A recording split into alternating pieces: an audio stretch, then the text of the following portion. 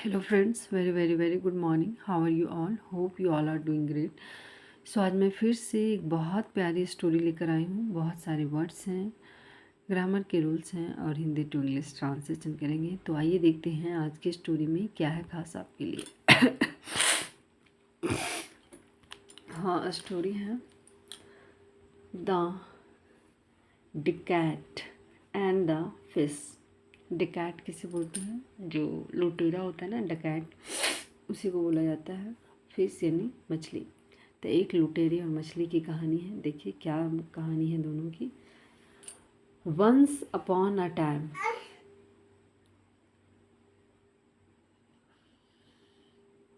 यानी एक समय की बात है।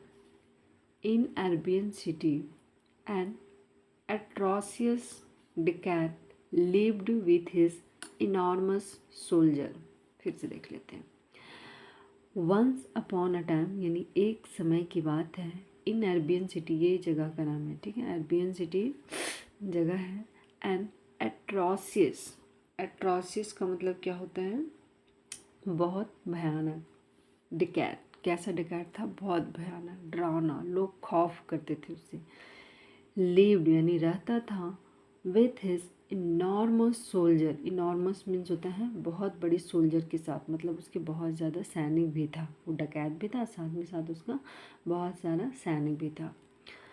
A deplorable atmosphere pervaded with his presence when he used to pass any village of Arabian city because he brutally snatched all the valuable things along with money from villagers। देखिए sentence यहाँ रुक रहा है मेरा, फिर से देख लेते हैं। डेप्लोरेबल एटमोसफियर, डेप्लोरेबल मीन्स होता है ना एटमोसफियर यानी वातावरण, डेप्लोरेबल यानी एक डरावना, एक भयानक वातावरण बना देता था। यानी वातावरण फैला हुआ, परवेडेड मीन्स फैला हुआ, मतलब खौफ वाली फीलिंग, हाँ, चारों तरफ फैला हुआ रहता था जहाँ से वो गुजरता था। विथ हिज प्रेजेंस मतलब उसकी उपस्थिति से लोगों में खौफ, डर हो जाता था। When he use to pass any village, जब वह कोई विलेज पास किया करता था, ठीक है, जब जिस रास्ता से, जिस गली से, जिस मोहल्ले से, जिस गांव से गुजरता था, लोगों में खौफ होती थी। Of Arabian city, Arabian city के कोई भी मोहल्ले, गली से, विलेज से गुजरता था तो लोगों में खौफ वाला वातावरण था। बिकॉज ही ब्रूटली स्नैच्ड, मतलब ब्रूटली मीन्स होता है बहुत बेरहमी से, स्नैच्ड यानी छीन लेना।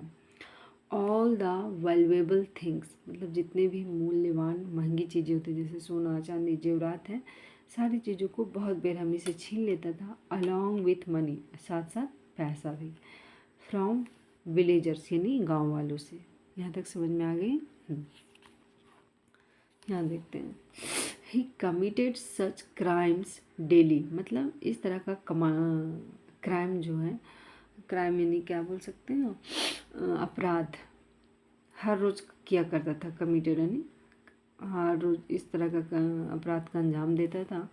But at the end of the day he daily use to go to a pond nearby his castle and give the loaves of bread to fish. देखिए सेंटेंस ये भी लंबा है, यहाँ देख लेते हैं।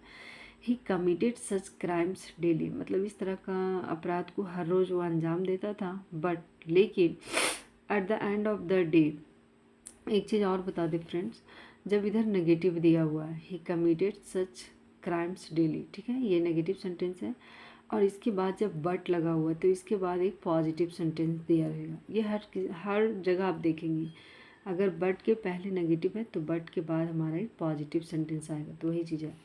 Eight the end of the day यानी दिन के अंत में, ही डेली यूज टू गो, वह डेली जाया करता था, ठीक है, हर रोज़ जाया करता था। टू अ पॉन्ड, पॉन्ड यानी तालाब के किनारे, near pond bye his castle, castle means होता है महल, अपने महल के पास वाले तालाब के पास जाया करता था। एंड गिव का सेकेंड फॉर्म है गिव, यानी दिया करता था।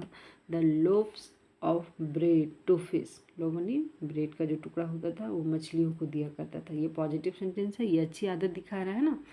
जैसे कि एक तरफ तो डकैत था, लूटता था, काटता था, लोगों को डरा कर रखता था, दूसरी तरफ वो मछलियों को भोजन देता था। तो ये किसी की अच्छी हैबिट बताती है।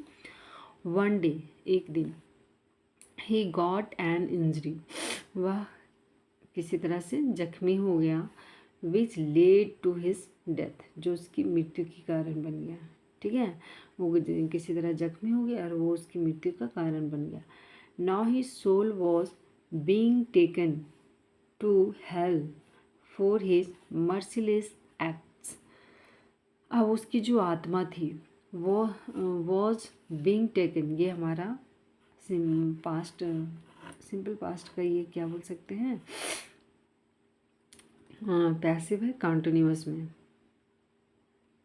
ठीक है, अब उसकी जो आत्मा थी वो नर्क की ओर ले जाया गया from his for his merciless acts, merciless मतलब बेरहमी वाली, दया, जो लोगों को डरा के, धमका के, छीन के जो हरकतें करते थे, इन सारी एक्टिविटी के लिए उसकी जो आत्मा थी वो नर्क ले जाया गया। सडनली यानी अचानक, an angel of God said, भगवान में से, भगवान की जो परी होती है देवताओं की, एंजल उसी को बोलते ना, सेड कहा, नो मैटर, क्या बोलता है, नो मैटर, दिख रहा है ना, no matter he made villagers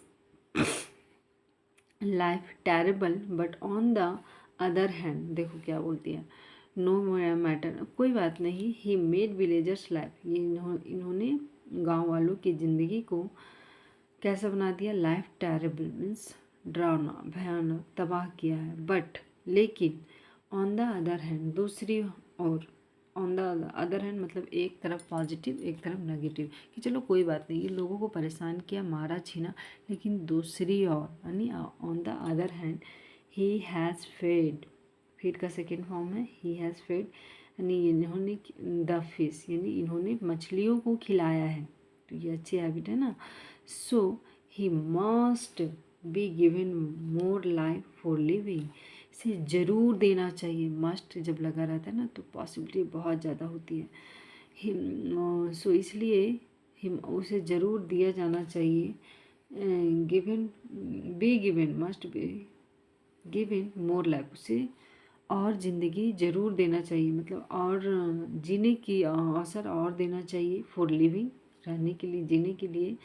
after that, उसके बाद, he left his devastating acts forever, और जब उसे और ज़िंदगी मिला और जीने का अवसर मिला, उसके बाद उसने क्या किया, ही लेफ्ट, उन्होंने छोड़ दिया, ही इज़ डिवास्टेटिंग, डिवास्टेटिंग मतलब यानी तबाह करने वाला, परेशान करने वाला, छीनने वाला, डराने वाला, धमकाने वाली हरकतें छोड़ दिया, एक्ट्स यानी वही कार्य को, फॉर एवर मीन्स हमेशा हमेशा के लिए अपनी बैड हैबिट्स को जो थे वो छोड़ दिया।